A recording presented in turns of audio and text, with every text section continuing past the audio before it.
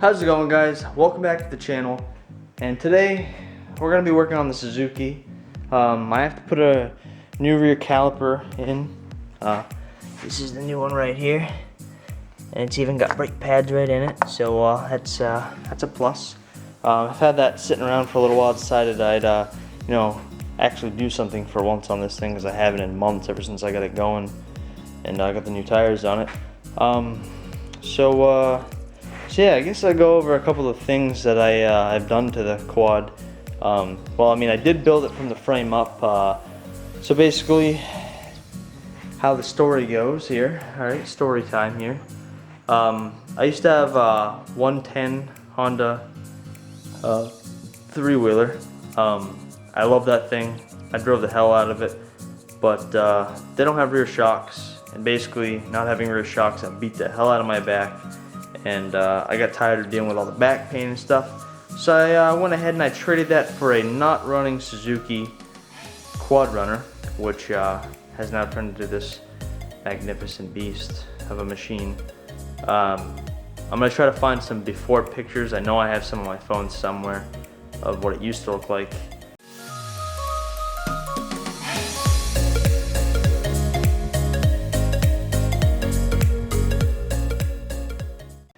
That's where I got the name that I still call it today, is the Shitzuki. It's not a shitty Suzuki anymore, but the name still stuck to it, so the Shitzuki is what this is going to be called on the channel a lot here. But anyways, so basically, I got it not running, and then I went ahead and I got a parts wheeler, a couple parts wheelers, and I basically took all the best parts I could.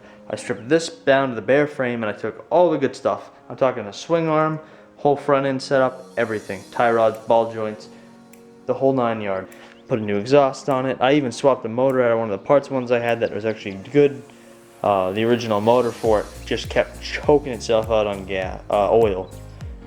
Basically just, I think the rings were completely gone, and it fouled plugs like within 10-15 minutes of running. It was just unrideable. It was ridiculous. So yeah, basically recently I've just put these new Bear Claw tires on. I can tell you they go anywhere. This is a little two-wheel drive wheeler, and this thing will go basically anywhere.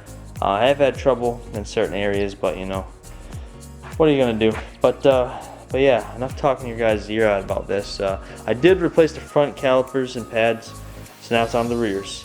So basically, all I gotta do is I gotta disconnect this top bolt and the bottom bolt. It's 12mm, and then I need to disconnect the brake line, which is also 12mm.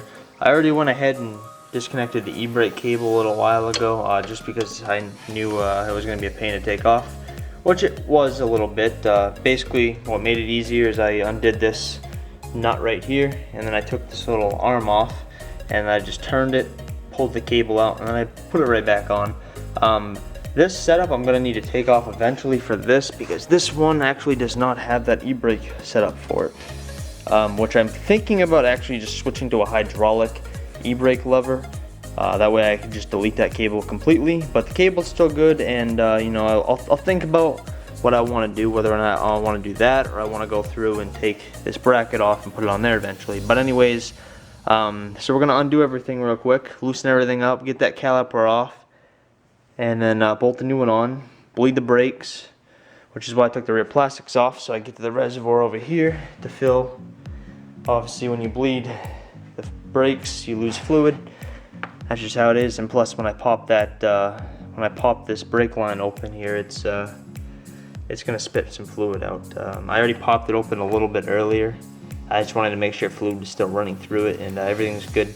The brake didn't really work at all. Basically, this inside of this piston, inside of this caliper, there's a piston, and it's stuck in one area. So yeah, it shouldn't be too difficult pulling off here, but yeah, I'm gonna grab my wrench and I'm gonna get going at it.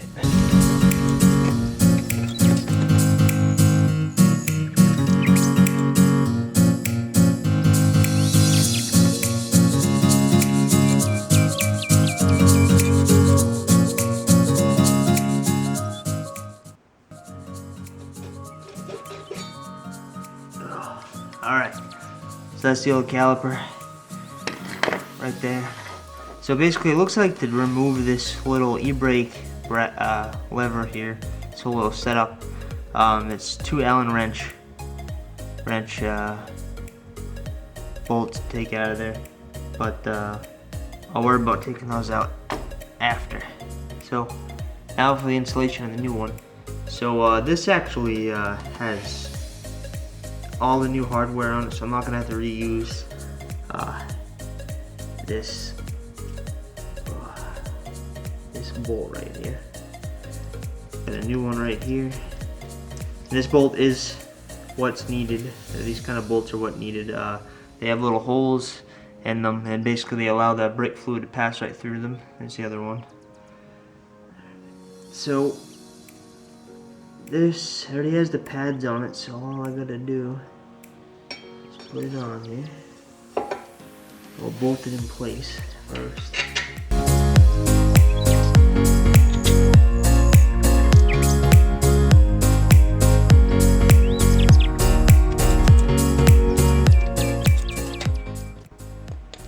Alright, and I'm going to take the new, so basically you have the nut, or the bolt, you have a washer, and then it goes on this.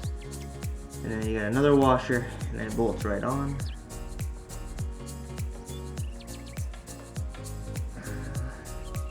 Seems I might have to extend this line and move it right out to here because for some reason it's a little bit different right here. I don't know why it's a little bit different from the other one. It is for this year, but you know, aftermarket stuff sometimes is a little bit different. But no big deal. Snug that up. Put this line back up here.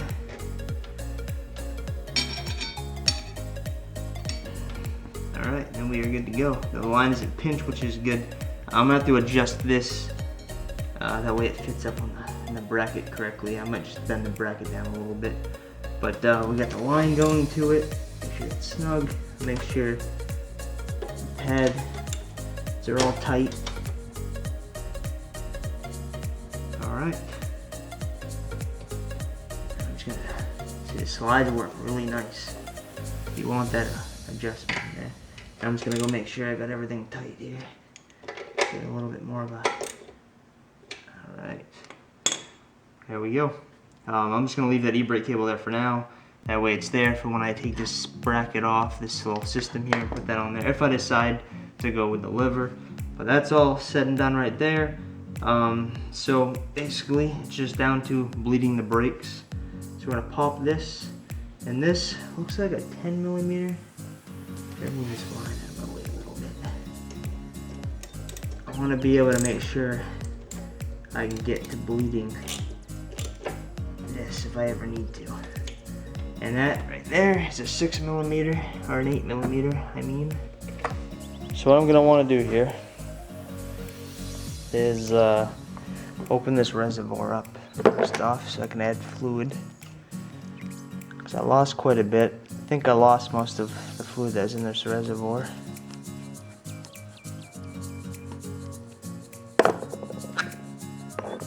Alright, so yeah, it's completely drained, so I need to add fluid. Now you can run .3 or .4. The cap right here will usually say it right on it, which this one does say .3 or .4. Just won't focus. It says right there. You can kind of make it out. Well, I'm gonna go ahead and add the fluid.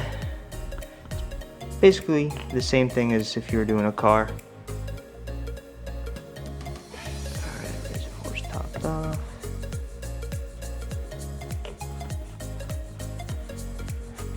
Now what I'm gonna want to do is I'm gonna want to pop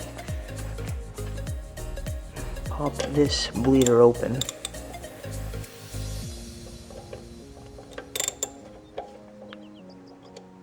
And then I'm going to pump the brakes up, that way the fluid runs down through the system. You'll see it squirt out here in a minute. Alright, now we got fluid running down there. Now we want to tighten this up.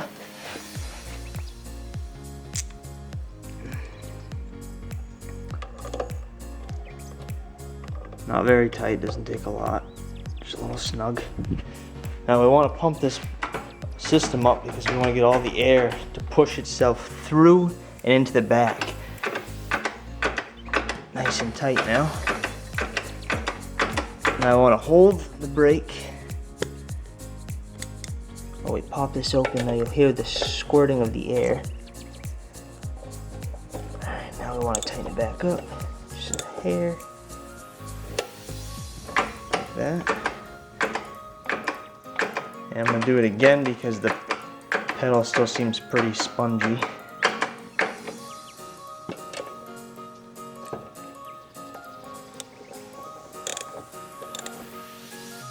Alright, and that's all there is to it. Now I just got to top the fluid off, but that pedal is pretty good. And there's the fluid. But the brakes work pretty good. It'll be better when, you know, tested when going quicker and actually stepping on it. But the pedal feels good, and the air's all bled out of it. Now I just need to top the reservoir off, which it didn't actually use much. All right, guys, everything's back together. I just tested the brakes, and they work great, which is awesome. So I don't know what's on the agenda next for this Suzuki. I do need to put the LED light bar that I have. Basically my idea behind it was I did use this original bracket here. Now this is about 1/2 inch. The light bar is about 1/2 inch too wide for this, so what I was going to do is I was going to cut it right across here so I could match it up with the LED bar, because when the LED bar light gets mounted in here, it's going to come out to about here, which is where I'm going to cut it. And I'm probably going to take this piece or another metal piece, I'm going to weld it back here so that way it looks natural, then repaint it. That was my idea to it. The stock light is, you know, decently bright. You know, and the high and low works, but the LED bar will look, you know, it'll look a little sharper, and it'll definitely be a bit brighter, like actually quite a bit brighter. But anyways, guys, thank you for sticking on through this video. Some of the content in the beginning might be a little boring. I'm just trying to catch up on little things like this. But we are going to get working on the Fiero here real soon. Hopefully this weekend. Maybe this week. You know, it all depends. I got quite a bit going on this week, but the weekend I'll definitely have time. So look forward to seeing some Fiero content, because I can tell you I think it's quite fun, and hopefully we can do quite a bit on this channel, you know, with it. But anyways, guys, thank you for stopping on by. Don't forget to smash the like button, subscribe if you're new to the channel, share around to your friends and family, people who are interested in this stuff, and I'll catch you guys real soon. Peace.